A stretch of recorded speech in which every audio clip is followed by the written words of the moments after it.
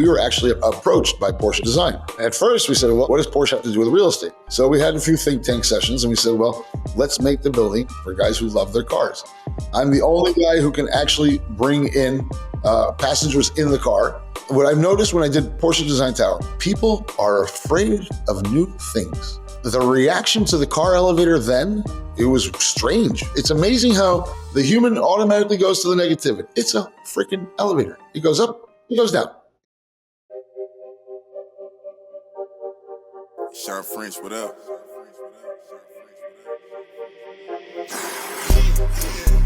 This one luck, I let the pain inspire me. I put my all in everything I'm doing. Up until it's done, I'm me for the entirety. I put it in overtime, I be working. Just know I'ma go for mine, cause I earned it. They watching, I know it's time, I confirmed it. A whole society determined success.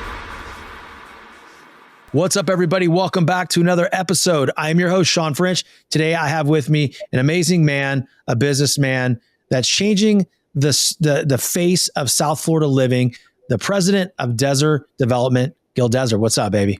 Hey, how you doing? Good to be here. Hey, man, good to have you. You're doing so many amazing things. It's like, I live in Florida, right, on the West Coast, and go to Miami often with the family. See all these beautiful buildings, right? All these cool things on the ocean front. And I never really know who's behind them. But now I'm sitting with the guy, the man that is responsible for these beautiful things. So super excited to have you on the show. Thank you. Thanks for having me. Hey, heck yeah, man. Heck yeah. So listen, for the audience listening that may live in Iowa or California that doesn't know much about you or Dezer Development, can you give them a little background on what it is that you do? Well, Dezer Development is, we like to consider ourselves the foremost best real estate developer here in South Florida. We are not the biggest per se, but we build the highest end quality products and buildings primarily on the best locations in Miami. From anywhere from downtown to the ocean front, including Midtown, several other sites. Where our niche was that I'm one of the few developers who don't have the ego that needs to put his name on his building. So I don't mind having other brands on my buildings. And we started that off in 2001 with our now president, Donald Trump. We had tremendous success with Trump Towers. I built 6 Trump buildings here on the beach, over 2,000 units, Trump units. Between 2001 and 2007, 2008, we got caught in a crisis like everybody else did, but we were the first ones to be able to pay off all of our loans through selling units, and that really paved the way for us to do a lot more new business, and everything worked out. I mean, if you Google it, you'll see in 2011 we paid off $475 million of construction loans by selling units naturally, and we invited Donald Trump down, and we did a mortgage burning ceremony at the Trump Royale building. It was very nice.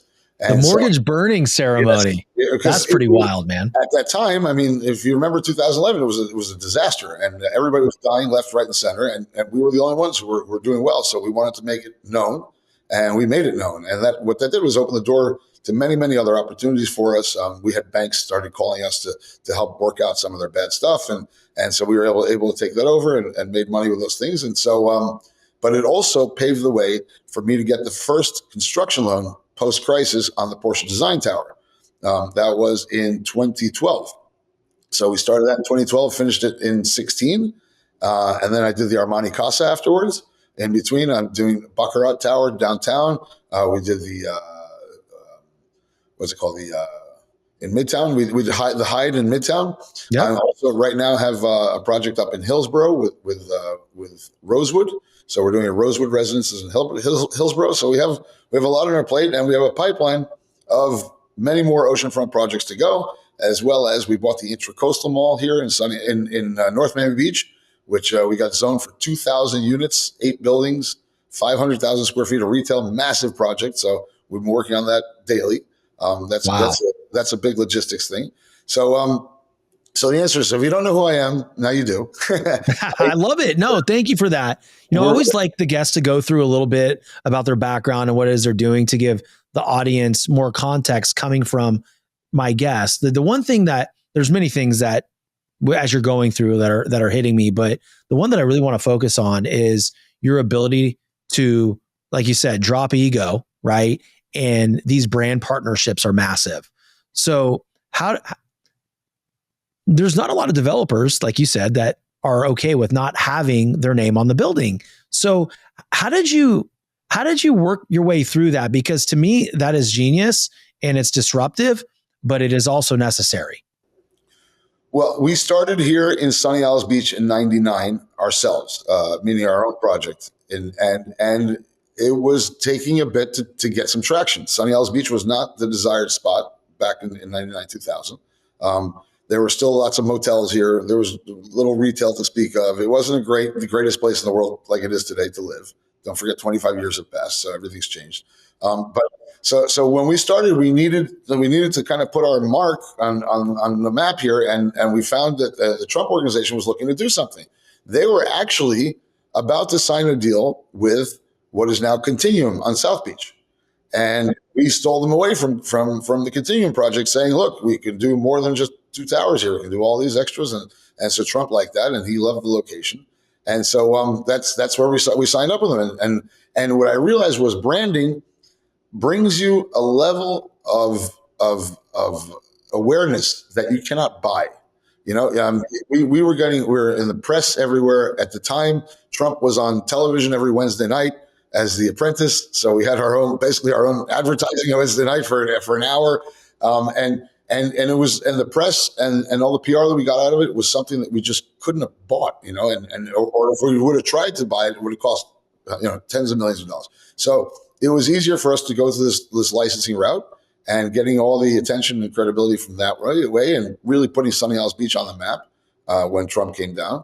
And like I said, we did 6 buildings, 2,000 units, and it worked well. And so when I saw that was doing well, then brands started coming to us because we were the only ones doing it at the time. Trump was the only brand on a condo. Hotels were starting to get into it, but they didn't know how to. Each conversation I had with the hotel brands was difficult. They wanted to create their brand standard, and they didn't know how to do that in a condominium. But they've since figured it out. But so when we started talking to other brands, and we were actually approached by Porsche Design. And at first we said, well, what is it? I'm a Porsche fan. I love it. It was my first car. I had a Porsche 944, but I also didn't, it was a big disconnect for me. What does Porsche have to do with real estate? So we had a few think tank sessions, and we said, well, let's make the building for guys like me, for guys who love their cars. And my personal apartment, I built in the Trump Palace building. I did something that nobody else does. I took the first 3 floors of the building and I made like a townhouse there in the building, in my, and I have it connected to the garage. So I have a 29 car garage attached to my townhome in the building. Everybody who comes to my house, they drive in through the garage. I walk right into the apartment. I don't go through the lobby. I don't go into an elevator. And everybody's like, oh, wow, that's amazing. The level of privacy you can have of pulling into your own house without having to see a valet or security. So that was the inspiration of the Porsche Tower. I said, let's bring a way for everybody to bring their car up to their unit, not have to go through valet, not have to be in the elevator with people.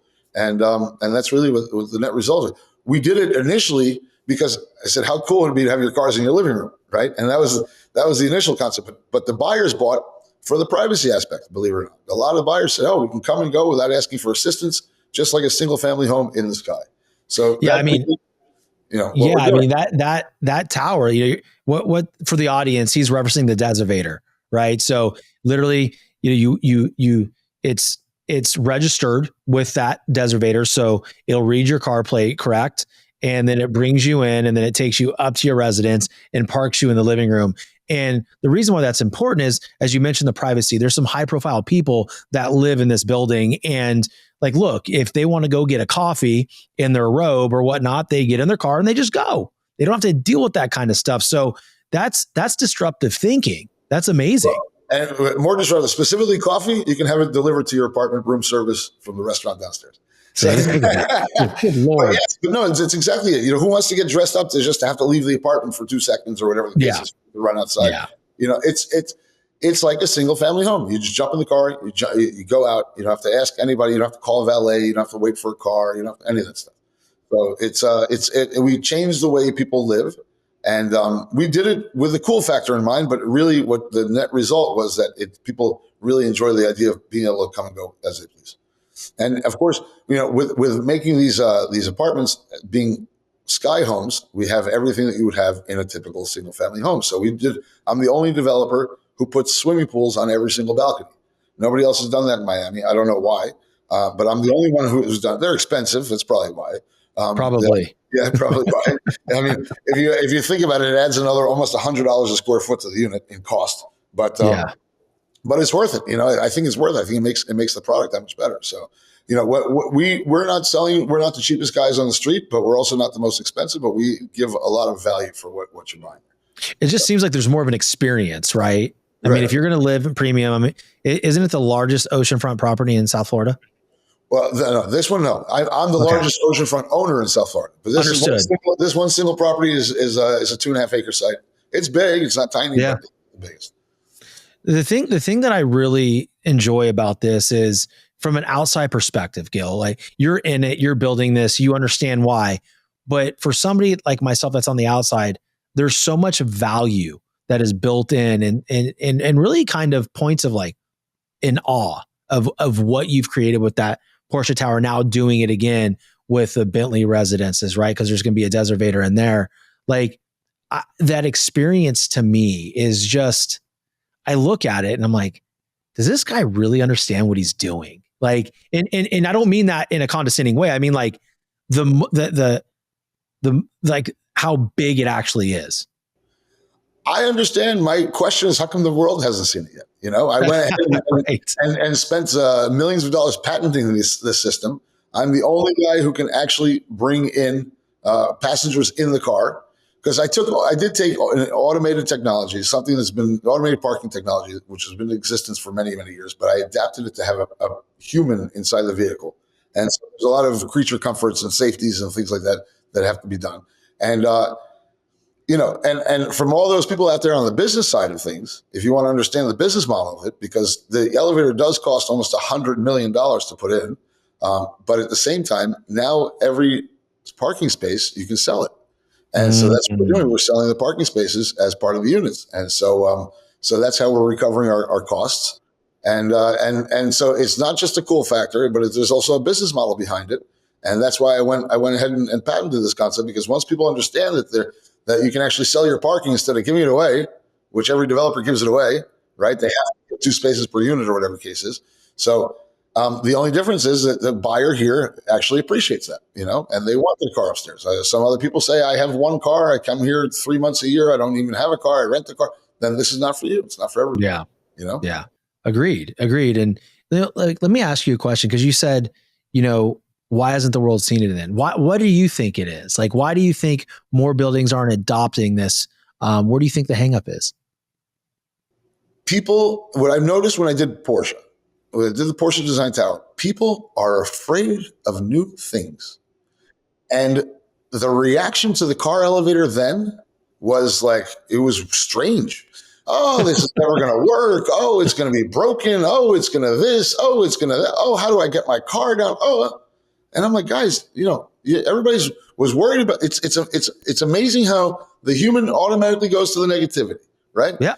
Maybe I'm foolishly optimistic on all my thought process, but at the same time, I tend to oversimplify things. I do, but I said to the guys, it's a freaking elevator. It goes up, it goes down, it goes up, it goes down. So it has a little dolly on it that shoots out a car. Okay, that thing's been working for 100 years, or not 100, it's been working for 20 years already. We didn't invent anything. We bought off the shelf parts that just combined them in a way that nobody's ever put them together. So all those naysayers, I remember my competitors at the buildings next door telling the buyers, oh, you don't want to buy at Porsche. What happens if you need to go to the opera and you can't get your car down from the elevator? Like instilling stupid ideas of fear in people. Guys, it's an elevator. Goes up, goes down. And yeah, it's just like, do you get an elevator at the mall? Probably. Right. I mean, it's a cool looking elevator. It goes 800 feet per minute. It carries a car, but it's an elevator. And so once people actually started using it, and then now the building's been working there for like the last 9 years, 9 years, and the elevator is not broken, and people are not late to get their car down. And so I said to those salespeople over there in the other projects, who's going to listen to you now? You talk so much nonsense that and none of it came true. Who's going to pay any attention to you today? So that's where we are, and that's why I think why we're outselling our competitors, because the same people who are instilling fear to potential buyers are now realizing that they're all wrong. What people don't understand is when they do smear campaigns, like don't buy in a Porsche building because you're never going to be able to get to the opera. Right. All they're doing is saying, go look at the Porsche building, go Right. check it out. It's almost your best marketing at that point, especially if it's next door. Like, well, we're here. Let's go check it out over there. And also to your point, the human mind, and I'm like you, I'm an internal optimist, like probably too optimistic. If I say I want to do something, I don't tend to think of all the things that can go wrong. I'm intentional on what can go right, so I stay in that frequency. But so many people, entrepreneurs in general, right? They go through this thing like, what if it doesn't work? What if this breaks? What if it's not seen? And so I'd like for you, dude, because like you've done so many amazing things, like tell the audience how they can get through that thought process, because this show is based on the premise of being determined, and everything that you've accomplished in your company and the buildings you're building, like there's a massive amounts of determination involved, because it's not always easy. So how would you help them? It was more than not easy. It was close to impossible. But my answer is every no gets you closer to a yes. And that's really what happened. I mean, determination was exactly that. We went to the elevator department with this whole concept, and to the fire department, and they said, this is cool, this is great, this is amazing, we can't approve it. And we said, well, why not? It's an elevator, it goes up and goes down. They said, yes, what we can approve is a box that goes up and down and with a door that opens side to side and people walking in and out. Yes, it's an elevator, goes up and down, but it's not a box. It's carrying a car full of fuel that can light up on fire. That's what the fire department said. When you have a car full of fuel, every time you start the car, you have an inherent risk of explosion, which I guess they're right. I mean, the car is combustible, and it's so I didn't want to argue with them. That's where we came up with this dolly piece that picks up the car. The engine is off. The car is in park, so it picks up the car, slides it into your garage, and drops it right in your garage. Pulls out. So that's how we did it. We said, okay, well, what happens if we don't start the car? And so, like I said, every no got us closer to a yes, and that's how, like you said, determination. We didn't know if this thing was going to work. We didn't. And there are a few nights where we said, well, what happens if it doesn't? And what happens if this? And my contractor said to me, what happens if this elevator doesn't work the way you want? I said, well, we have a bunch of garages there that will turn into an atrium in the middle of the building and create everybody indoor balconies. I said, if that's the worst case, as a joke. I said, what's not going to work about it? It's an elevator. We're going to make it work. Whatever is broken, we can fix it. From the design standpoint, it was properly designed. And there are a lot of unknowns, and there were some things on learning curves that after a couple of years. For instance, we put in the wrong wheel type for that system that slides in and out. That we put in these rubber, like skateboard wheels, if you will, and they were wearing out really fast. So we had to find a higher compound. But like nothing that's impossible. Everything can get fixed.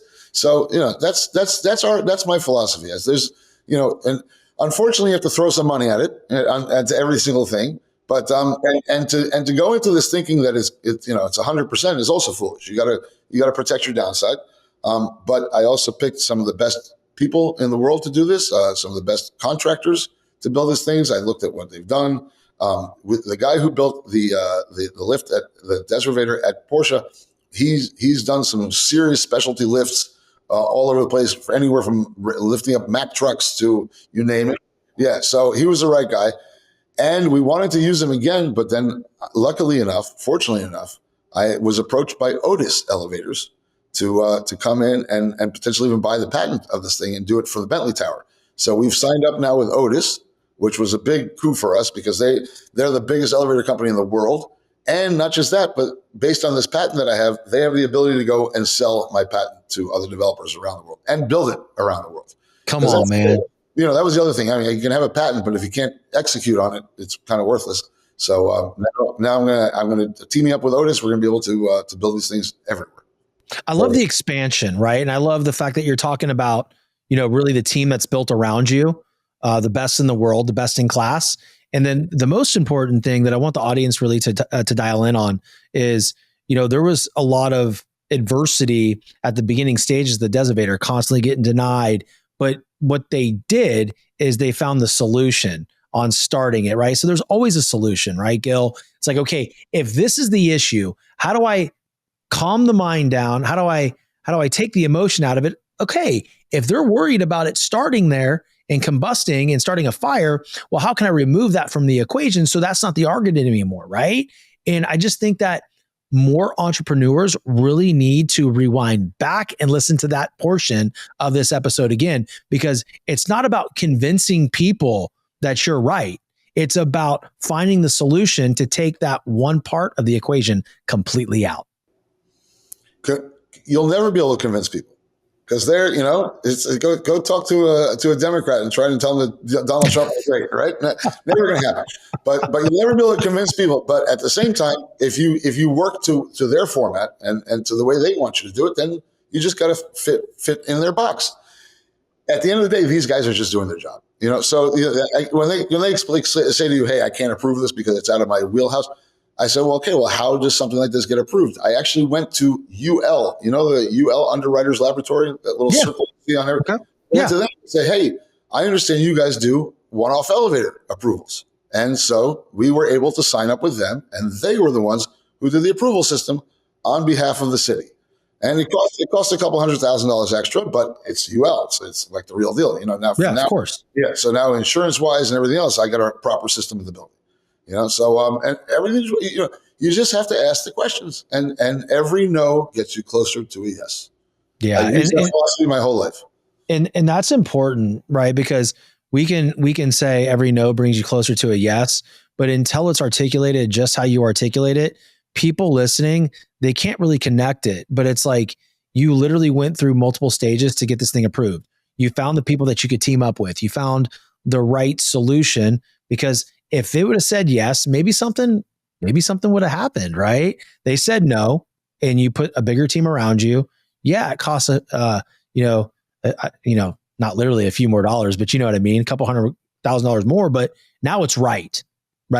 And now you sold to the elevator company, and now you can go throughout the whole world and sell the patent. So man, like that's pretty big, but that's because you kept going. It worked. Yeah. Sure did. That's where the disconnect is, though, Gil. Like, people, they see people like you, and they're like, "Well, of course it's easy to say," or they come to me and like, "Of course it's easy for you to say. You have a big show." It wasn't always that big, right? It wasn't always the case. I had to find ways to grow when I didn't have a budget, when I didn't have certain things, right? So it just, I love when my guests share these moments of adversity with the audience, because then they can connect it to what they're going through right now in real life. Yeah. And that's it. Perseverance is everything, Oh, come on. Most people have the perseverance. They just don't realize that they're doing it. There's always something that somebody wants real bad, and well, even if it's just a piece of jewelry for a woman or whatever case is, they don't realize that they want it, and they're going crazy for it, and they finally figure out how to get it. So if you want something really bad, there's the human nature is you figure out how to get it. Well, it's so funny because most people think it's like these big, massive movements every day, right? It's like, okay, I got to go from A to Z every single day, right? And they're probably thinking that's what Gil had to do. But really what it is, it's little process movements. Like if I can... But you got to keep Z in mind at all times. Always. Yes. But that's, you got to get towards the goal. That's it. Little steps towards the goal. Baby steps. You have to. Yeah. And as long as you can retire every night saying, okay, I moved it down the field a little bit more, right? I did the right small steps to get to the ultimate goal of, which is Z, of getting this done. And I just think too many people try to go to AZ every single day, and you just can't do that. Yeah, especially in construction. There's no instant gratification in this business. It takes 7-8 years to develop a building. So, A to Z is an 8-year process. You just got to make sure you're moving along. And so with Z, with the goal in mind, that's it. How does somebody like you you're a visionary, right? So you can see something before it's completed, and it's going to take 7-8 years for this thing to come to full fruition where you can put your hand on it. How do you go through and how do you manage delaying that gratification? Well, I mean, it's one of those things where you manage your own expectations, and if you know what's happening, and that's what I tell my salespeople here. I say your job here with the buyers is to manage their expectations, and manage so they understand what they're buying, when they're getting it, how they're getting it, et cetera. So you don't have upset customers walking in when the building's delayed 3 months or their flooring is not done properly or whatever the case. There's ways to manage expectations of people that if you, and especially the communication with our buyers, we are completely transparent on everything. We don't try and play any games. So they appreciate that, because at this level, the buyer is no dummy, So you can't talk to them like they're children. So we're transparent on our timelines, on our thing, and we also, I mean, my buildings come in on time and usually on budget, so we know what we're doing. Yeah, but managing my own expectations and saying, okay, this is the process. We create timelines, and so we have schedules that we keep. And a schedule of, I have to sell so many by this time, I have to close the loan by this time, I have to start foundation this time, and we keep on that timeline. And we keep on pricing also, which is very important, keeping the costs where they are. And so it's just a process. You have to believe in the process, and you have to believe in how you do the process. Cutting corners in my side of the business is a big no-no, and you just maybe have to take a little extra time or a little extra money, but you got to do it right, because I've cut corners on other jobs before, and you pay tenfold later on. And so I don't do that anymore. I'll pay 2, 3, 4% more right now, but I'll do it one time, one and done. It's done, right? Because cutting corners is going to cost you more. I'm the only developer in Miami, the only one. And it was based on an experience, but the only one who uses in the entire building mold resistant drywall, which is, it's a drywall that only 2 products sell it. There's 2 companies that sell it. They take the paper source off the drywall, so there's no source for the mold to grow on. It has an actual fiberglass backing. I'm the only guy in Miami to do it. Why? Because in one of my buildings, I had a $12 million mold rip out that I had to, it's Miami, you're under construction, it starts raining, this, that, the other thing. And so we had to rip out for $12 million, no insurance on that. There was nobody paying. So that hurt. So I said, hey, if I'm going to buy a $10 million drywall package and I can buy it for $10.8 million and get the mold resistant, fuck it, I'm spending that money. I love it, man. It's about learning the lesson, right? Yeah, it's learning the lesson. Learning the lesson. And so you almost have to go through it to get stung to go do it. But what happens at the end of the day is I have the best quality product out on the market. And it's not, you'll never get mold in my buildings. And we actually, in a way, tested it, not trying to test it, but one of our residents left her tub on with the hot water running for 4 months. She came back she came back because it was her second home. She opened the door to the bathroom. It was a steam room in there, right? Complete steam. The mold grew on the cabinets, but not on the walls. And it was very interesting. And I was like, wow, this stuff really works, So we probably tested it, and the product is there, and it's a good product. So, that's why I'm the only guy who does that. I spend the extra money, but we build quality stuff. Look, man, I know the environment. I live in Florida too. It's almost comical to me that more people aren't doing that, because it is very wet. Yes. Especially, it's wet. But it's more expensive too. It's it's almost 10% more expensive, and people don't want to spend that money, Wow. Especially those home builder guys who are knocking out these homes at 100 miles an hour. They can't, that 10% is their margin, Yeah. So hell, I live in one of those. Yeah. And so you know the issues. I have friends who tell me the issues all the time. Water leaks. And they throw them shits together quick, bro. Yeah, that's the game. You have to. But when you're the homeowner building it, you're like, sweet, 7 months. This is great. Right. What corners are we freaking skipping here, man? Right. You learn it on the walkthrough, right? It's like, well, this is wrong. This is wrong. Like, shit. I was dealing with things for a whole year.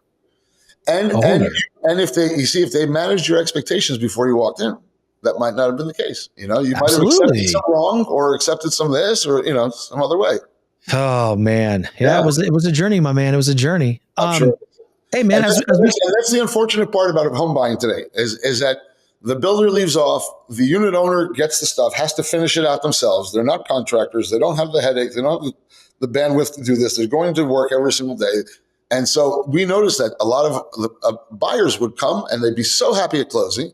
And then 3 months later, they'd be all pissed off. Why? Because I haven't got my flooring permit. I can't get my shades installed. So we really hold their hands and help them with that stuff, because it's not just the buying experience, it's the living experience. We want it to be good. That's the one thing that I found interesting, because I was doing some reading and I noticed that you stay really close to your communities post-closing. And that's brand, right? That's collaboration with the homeowner. I mean, these people are paying a lot of money for these properties. it's just, to me, it just makes sense. To me, it's 100% reputation. I created a brochure. I want these people to live the brochure.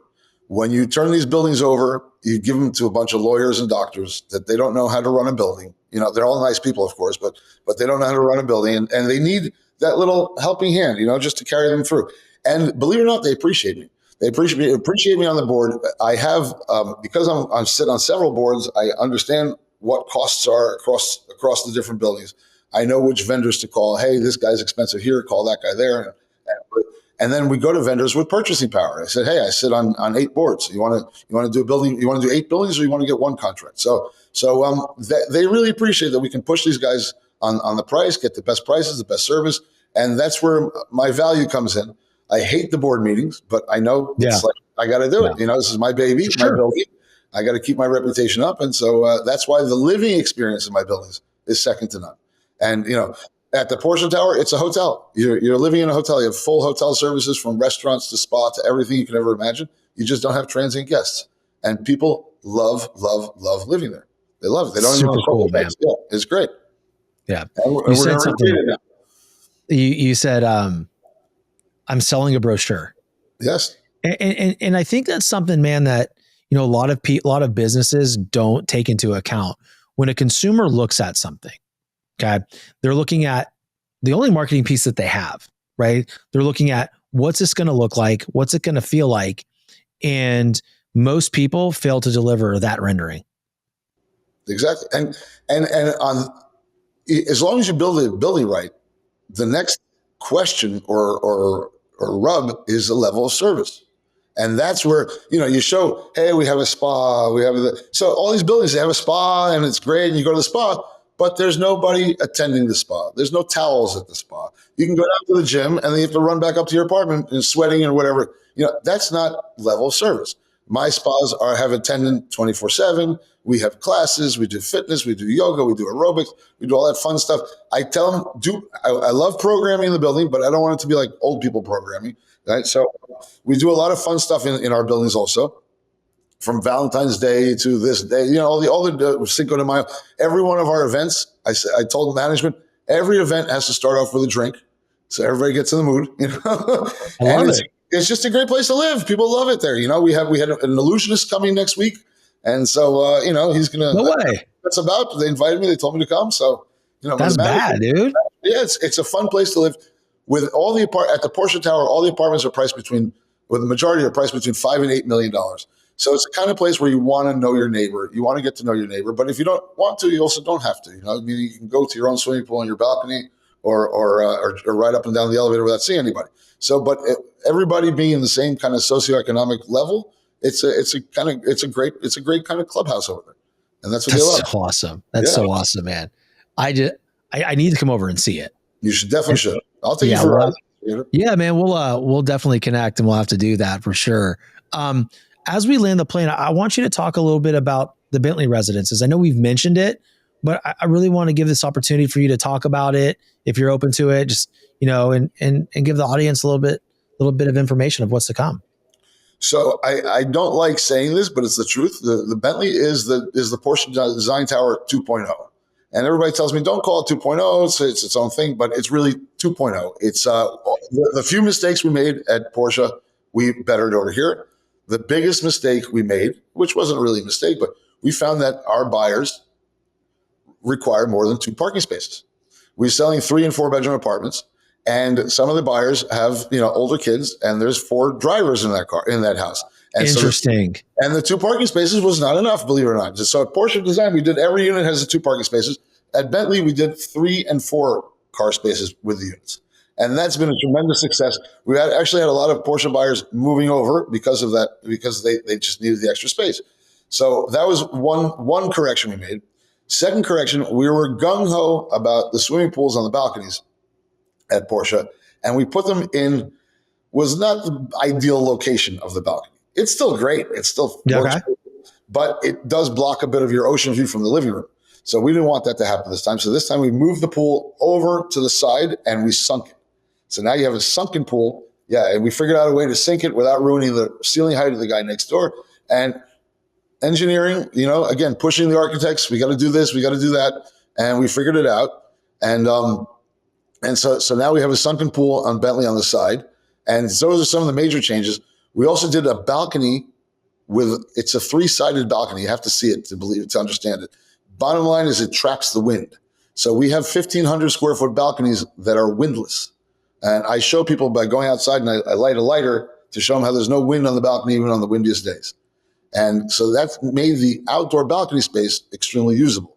Because in my other towers, I got to be honest, especially in Armani, when people tell me I left my cushions out and the wind blew and I came back the next day, and they weren't there, and so, and it's real. I mean, it's real. People need to pull in and pull out the cushions, which makes you think twice about going outside. And it's not, unless you have staff in the house, which people don't in these little apartments, it's not going to happen. So we created an area where you leave the cushions out all the time. And it's a windless outdoor space that people are going to be hanging out there all the time, I think. That's some wild shit. What are the semantics on that? How would you be able to block the freaking wind? It started at Porsche. We had we had one of the Porsche design guys came to Miami, stayed in my hotel, and he was on the balcony of the hotel and he couldn't light his cigar because of the wind. And he said, can you put on top of the balcony rail, can you put a piece of glass so I can block the wind? And I said, you can't do that because then it's considered interior space. And that changes all your stuff. But we can maybe add a few panels of glass here. And we did it at Porsche where we added 4 panels of glass to an area that literally blocked the wind. And the area was a 10 by 10 on the balcony. And if you go to the Porsche, everybody hangs out in that area because you can just hang out there. And I said, well, if this is working so well, let's blow out the whole balcony and do it that way. And so by adding an extra layer of skin, here, maybe you can actually see it here. This is a whole layer of skin here added to the building. So you can see the balconies in here. And so each one of these balconies is tucked in there. And you can't really see it, I guess, over there, but each one of the balconies is tucked in there and you can, and it blocks the wind. It's incredible. It's really incredible. Yeah. It's just, everything is so innovative, man. It's exciting. It's, if I'm a resident that's moving into one of these things, it's an exciting experience. Right. And I think it's just bringing, we have to change it up. We have to change it up. There's been hundreds, thousands, tens of thousands of apartments built in Miami.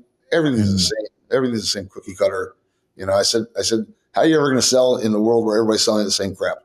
So we gotta come up with something extremely unique and innovative, and also something that I would like to live in myself. That's my other side. Is I can't sell something that I wouldn't want to use it myself. So yeah, I wish more people were dialed into that. Like, hey, would I buy this? Would I, tell my mother or my grandmother, like, hey, absolutely, go buy that. People are so interested in turning a quick dollar and cutting costs wherever they can so the margin's larger. What you're doing out here is creating an experience, something that you would also live in, and the results speak for itself. That's the idea. Yeah, man. Well, I look forward to getting over there and meeting you in person. We'll definitely have to have a drink, and you take me up and down the elevator. But it would just be great to connect with you in person. And I'm super, super excited to see the project to its entirety and just really dive into more things that you guys are doing. I'd love it. I'd love to host you here in Florida and the elevator ride is cool, but at the end of the day, it's an elevator ride. It's an elevator ride. You're sitting in the car. It's a little bit unique, but what happens is the cool factor goes away after the first 10 times. And then you start thinking, how did I live my entire life without this thing? And that's what happens. It becomes a necessity. Well, the other thing too is I'm like working through this and laughing because I lived in a high rise on a river in Fort Myers. Okay. When my wife was pregnant with our youngest. And when we bought it, we were super excited because we had a nice view. I mean, it's Fort Myers. And it's Fort Myers, it's the Caloosahatchee River. I mean, it's the best you're going to get where we are, right? Unless you're on the beach. And I don't want to be there. Not in the Gulf. But the first time that we went grocery shopping, Gil, I hated my freaking life, dude. I'm sitting there in my vehicle. I'm like, all right, cool. I'm like, fuck. How am I going to get this up? I'm like, so I got to go 5 trips up and down an elevator to get my groceries up there. Finally, I got a cart, obviously, and did that. And then I was like, nope, we're doing Instacart. I'm not doing anything, but That and the valets of the building should be helping everything out. But with the Deservator, you go right up, you pull it out. So I felt that too. I had a water leak in my place, and I had to move into an apartment, so I moved to Fisher Island, which I thought, oh, Fisher Island, fanciest address, and this and that. Yep. There's like 25 units per building or 40 units per building, something really small. We got the insurance paid for this mega unit that we were in and everything. And same thing. We got there with groceries or something else. And we're like, hey, there's nobody here to pull it out. And no service in this place. And we're like, what kind of nonsense is this? Fisher Island, address in the world, and there's no service in the building. So I made sure that in my buildings, if you show up to the front door and there's 6 guys on the car and with bottles of water for you and everything else that you need. Yeah. And it's just amazing. It's amazing. We really, I believe that operating it in a 5-star level adds as much value as the real estate itself. And so that's why all my properties are really run like 5-star hotels. Love it, man. I mean, that's a good experience, right? For the residents that are there, they really feel that hey, look, I'm on vacation here, right? They're paying maintenance $6,000, $7,000, $8,000 a month, and the fact that they get free water makes them happy. It's almost comical, but I get it. Yeah, I get it, man. That's awesome. Well, look, thank you so much for coming on, talking about what you guys are doing and providing the audience a different feel of things, right? I haven't had a developer on before, and this is really cool direction. And, I'm excited to be able to get this out and to educate everybody on desert development and what you guys have been doing. So much appreciated, my friend. My pleasure. Much appreciated.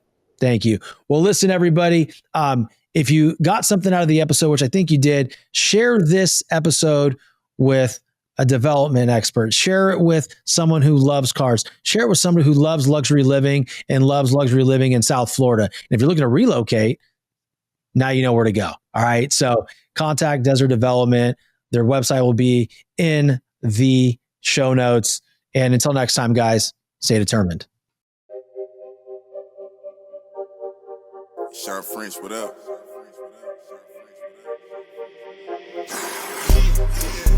This one luck, I let the pain inspire me. I put my all in everything I'm doing. Up until it's done, I'm me for the entirety. I put in overtime, I be working. Just know I'ma go for mine, cause I earned it. They watching, I know it's time, I confirmed it. A whole society determined.